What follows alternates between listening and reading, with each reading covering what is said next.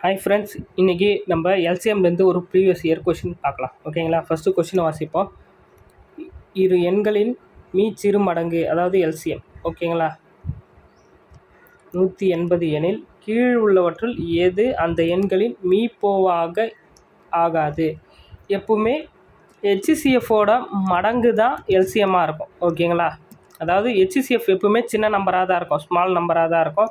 இது எல்சிஎம் எப்பவுமே பிக் நம்பராக இருக்கும். அப்போது இந்த ஹெச்சிசிஎஃபோட மடங்கு தான் இது எல்சிஎம்மாக இருக்கும். ஓகேங்களா? இப்போ பாருங்கள், 45. இன்கேஸ் உங்களுக்கு இந்த கான்செப்டும் புரியல அப்படின்னா, கொடுக்குற நம்பர்ஸை இந்த எல்சிஎம்மால் வகுப்படுதா பாருங்கள். 45 180 வகுப்படுமா? ஒரு நாள் 4, 2 நாள் 8, 3 நாள் 4 நாள் 16. அப்போ இன்ட்டு 4 போட்டால் நமக்கு 180 கிடைச்சிடும். கரெக்டுங்களா? 4 நாள் 16, 160, 4 5 20, 180. ஓகேங்களா? அடுத்தது 60ஆல் வகுப்படுதான்னு பாருங்கள். 1 6 6, 3 6 18, 3ஆல் வகுப்படும். ஓகேங்களா? அடுத்தது 75ஆல் வகுப்படுதா பாருங்கள். அடுத்தது 90ஆல், 1 9 2 9. கண்டிப்பாக நம்மளுக்கு 75 வராது. ஏன்னா 2 14 3 21, 3ஆல் வராது. 2ஆல் பெருக்கி பார்த்தாலும் வராது. அப்போது நம்மளுக்கு எது வரலையோ, நம்மளுக்கு கீழ்கண்டு எந்த மீப்போவா ஆகாது அப்படின்னு தான் கேட்டிருக்காங்க.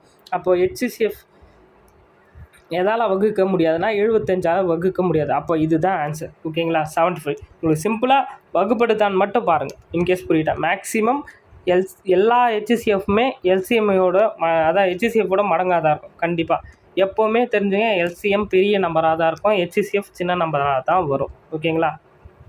தேங்க்யூ. உங்களுக்கு எதனா டவுட்ஸ்னால் கமெண்ட் பண்ணுங்கள். இல்லை வேறு எந்த மாதிரி சம்ஸ் வேணும்னு சொல்லுங்கள், நான் போடுறேன். Okay, thank you.